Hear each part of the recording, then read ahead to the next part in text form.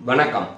அற்புத கீர்த்தி வேண்டின் ஆனந்த வாழ்க்கை வேண்டின் நற்பொருள் குவிதல் வேண்டின் நலமெல்லாம் பெருக வேண்டின் கற்பகமூர்த்தி தெய்வ களஞ்சிய திருக்கை சென்று பொற்பாதம் பணிவீர் பொய்யில்லை கண்ட உண்மை. வாழ்க வளமுடன். வணக்கம்.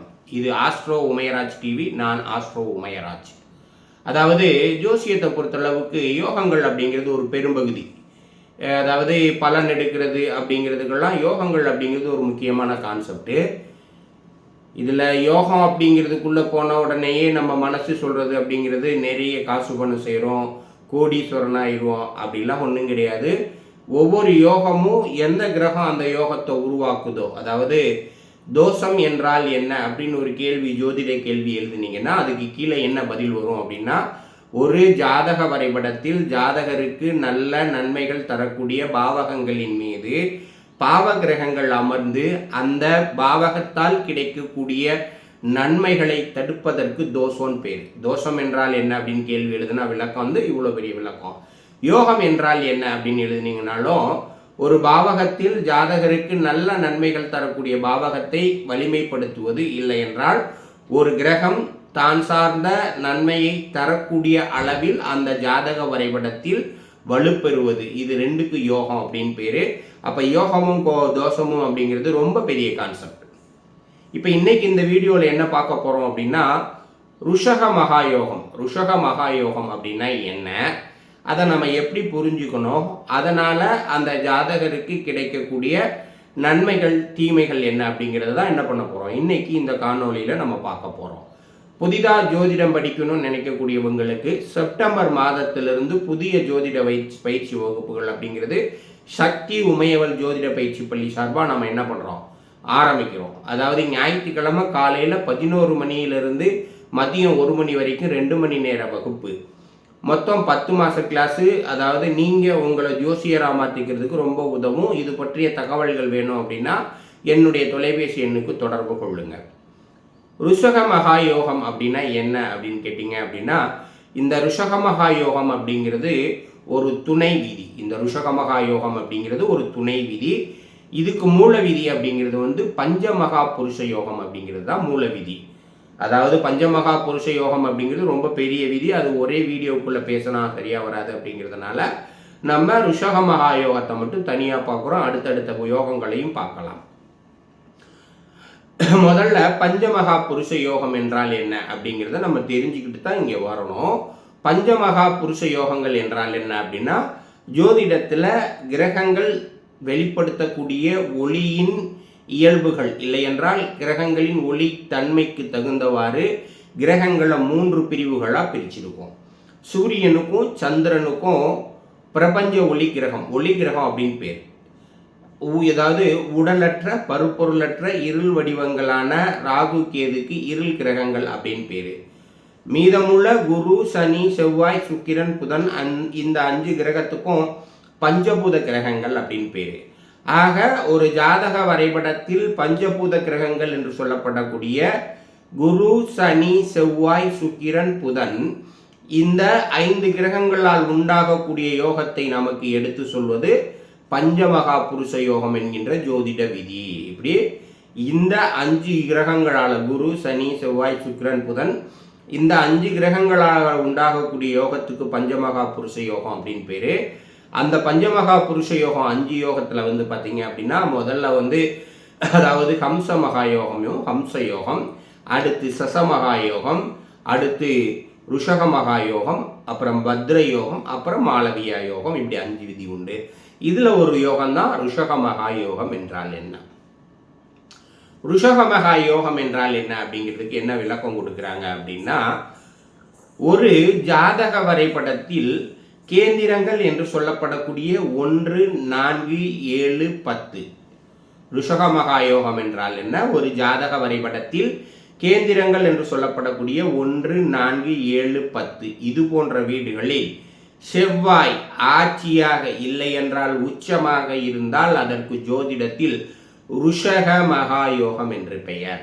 ஒரு ஜாதக வரைபடத்தில் கேந்திரங்கள் என்று சொல்லப்படக்கூடிய 1, 4, 7, 10 இது போன்ற இடங்களில் செவ்வாய் ஆட்சியாக இல்லை என்றால் உச்சமாக இருந்தால் அதற்கு ருஷக மகாயோகம் என்று பெயர். இதனால என்ன நன்மை கிடைக்கும் அப்படின்னு சொன்னீங்க அப்படின்னா, அதாவது ஒரு 2 விஷயம் இருக்குது. 2 விஷயம் இருக்குது அப்படின்னா, இந்த ஒரு கிரகம் ஆட்சியாகிறது, உச்சமாகிறது, மூலத்திரிகோணமாகிறது, நீசமாகிறது, இப்படியெல்லாம் எடுத்தோம் அப்படின்னா, இயற்கை சுப கிரகங்கள் ஆட்சி, உச்சம், மூலத்திரிகோணம் இது போன்ற நேர் வலுவை அடையும் பொழுது தங்களது உயிர்காரகத்துவ நன்மைகளையும் ஜடகாரகத்துவ நன்மைகளையும் சேர்த்தே வெளிப்படுத்துவார்கள் அப்படின்னு ஒரு விதி உண்டு. இதில் இயற்கை பாவகிரகங்களான சனி, செவ்வாய் ஆட்சி, உச்சம் அடைகிறப்ப தங்களது உயிர்காரகத்துவ நன்மைகளையும் ஜடக்காரகத்துவத்தில் சில தீமைகளையும் எடுத்து செய்வார்கள். இது ஒரு பெரிய விதி. சக்தி உமையவள் ஜோதிட பயிற்சி பள்ளியில் படிக்கிறவங்களுக்கு நிறைய விளக்கங்கள் இது சம்மந்தமாக கொடுத்துக்கிட்டு இருக்கோம். இப்போ செவ்வாய் ஆட்சியாகிறது, உச்சமாகிறது நன்மை அப்படின்னு சொன்னோம்னாலும், அந்த செவ்வாய் கேந்திரங்களில் ஆட்சி உச்சமாகிறப்ப அதை தோஷமாகவும் நம்ம கணக்கில் எடுத்துக்கணும். அதாவது விதி என்ன சொல்லுது, ஒரு ஜாதக வரைபடத்தில் 1, 4, 7, 10 என்கின்ற கேந்திரங்களில் செவ்வாய் ஆட்சியாக இல்லை என்றால் உச்சமாக இருந்தால் அதற்கு ருஷக மகா யோகம்னு பேரு. கேந்திரங்களில் 1லேயோ 4லேயோ 7லேயோ செவ்வாய் ஆட்சி உச்சமாக இருந்ததுன்னா அதுக்கு தோஷம்னு பேர். இப்படி 2 நிலைகள் இருக்குது. இதை எப்படி புரிஞ்சுக்கிறது அப்படின்னு பார்ப்போம். முதல்ல 12 லக்னங்களுக்குமே ருஷக மகா யோகம் அப்படின்னா எப்படி எந்த இடத்துல உருவாகுது அப்படின்னு ஒரு சின்ன விளக்கத்தை பார்ப்போம். நம்ம மேஷ லக்ன ஜாதகமாக எடுத்துக்கிட்டிங்கன்னா, மேஷ லக்னத்துக்கு லக்கின பாவகத்தில் அதாவது செவ்வாய் ஆட்சி ஆவார். அது லக்கினம் அப்படிங்கிறது ஒரு கேந்திரமாக இருக்கிறதுனால அங்கே ருஷக மகா யோகம் வேலை செய்யும் அப்படின்னு எடுத்துக்கலாம். அதே மேஷ லக்ன ஜாதகத்துக்கு 10ஆம் இடமான மகரத்தில் உச்சமாவார், அங்கேயும் ருஷக மகா யோகம் வேலை செய்யும்னு எடுத்துக்கலாம். அப்போ மேஷ லக்னத்துக்கு லக்ன கேந்திரத்தில் செவ்வாய் இருந்தால், 10ஆம் இடத்துல செவ்வாய் இருந்தால் ருஷக மகா யோகம் வேலை செய்யும். ரிஷப லக்கின ஜாதகத்துக்கு எடுத்தீங்க அப்படின்னா, ரிஷப லக்கின ஜாதகத்துக்கு 7ஆம் இடமான கலஸ்தரத்தானத்தில் ஆட்சியாக இருந்தது அப்படின்னா செவ்வாய்க்கு ருஷக மகா யோகம் வேலை செய்யும் அப்படின்னு எடுத்துக்கலாம். ருஷக மகா யோகம் ரிஷப லக்கினத்திற்கு 7ஆம் இடமான களத்திரஸ்தானமான விருச்சிகத்தில் செவ்வாய் ஆட்சியாக இருந்தால் ருஷக மகா யோகம் வேலை செய்யும்.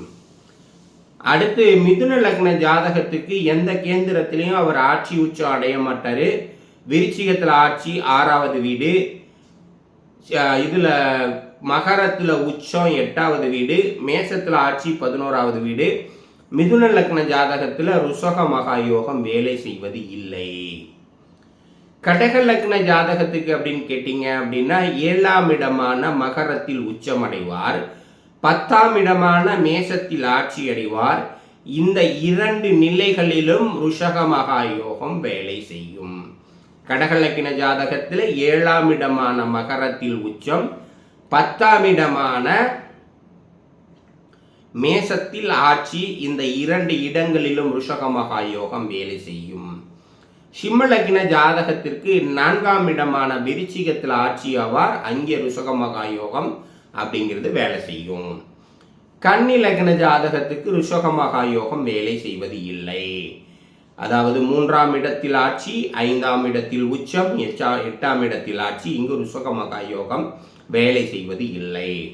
துலாம் லக்கின ஜாதகத்துக்கு எடுத்தீங்க அப்படின்னா 7வது வீடு அப்படின்னு சொல்லப்படக்கூடிய மேசத்தில் என்ன பண்ணுவார், ஆட்சி ஆவார். துலாம் லக்னத்துக்கு 4வது வீடு அப்படின்னு சொல்லப்படக்கூடிய மகரத்தில் உச்சம் ஆவார். இங்கேயும் பார்த்தீங்க அப்படின்னா ருஷக மகா யோகம் பலன் ஏதாவது வேலை செய்ய ஆரம்பிக்கும் அப்படின்னு எடுத்துக்கோங்க.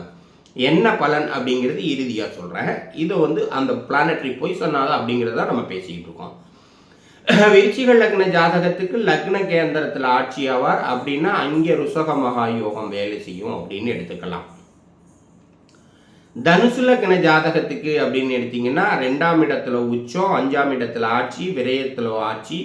அப்போ தனுசு லக்ன ஜாதகத்தில் ருஷக மகா யோகம் வேலை செய்வது இல்லை. மகர லக்ன ஜாதகத்துக்கு லக்ன கேந்திரத்தில் உச்சம் ஆவார், 4வது கேந்திரத்தில் ஆட்சி ஆவார். அப்போ மகர லக்னத்துக்கு லக்னத்திலையும் 4லையும் ருஷக மகா யோகம் பலன் தருவதற்கு வாய்ப்புகள் உண்டு. கும்பலக்ன ஜாதகம் அப்படின்னு எடுத்தீங்கன்னா கும்பலக்ன ஜாதகத்தை பொறுத்தளவுக்கு 3ல் ஆட்சி, அடுத்து பார்த்தீங்கன்னா 12ல் உச்சம், அடுத்து கேட்டிங்க அப்படின்னா கும்பத்துக்கு 10ல், அதாவது கும்பலக்ன ஜாதகத்துக்கு 10ல் ஆட்சி. அப்போ கும்பலக்ன ஜாதகத்தை பொறுத்தளவுக்கும் ருஷகமகா யோகம் வேலை செய்வது இல்லை. மீன லக்ன ஜாதகத்திலையும் ருஷகமகா யோகம் வேலை செய்வது இல்லை. அப்போ ஒரு குறிப்பிட்ட சில லக்னங்களுக்கு மட்டும்தான், மேசத்துக்கு, ரிஷபத்துக்கு, கடகத்துக்கு, சிம்மத்துக்கு, துலாமுக்கு, விருச்சிகத்துக்கு, மகரத்துக்கு, இது போன்ற லக்னங்களுக்கு மட்டும்தான் அது ருஷகமகா யோகம் வேலை செய்யுது. ஆனாலும் ஜோதிட விதிகள் என்ன சொல்லுது அப்படின்னா, ஒரு கிரகம் அந்த சனியும் செவ்வாயும் ஆட்சி உச்சமாக இருந்துட்டா, அதில் செவ்வாய் ஒரு ஜாதக கட்டத்தில் ஆட்சி உச்சமாக இருந்துட்டா சொந்தமாக அவங்களுக்கு நிலம் இருக்கிறதுக்கு, ஒரு மனை இருக்கிறதுக்கு வாய்ப்புகள் உண்டு.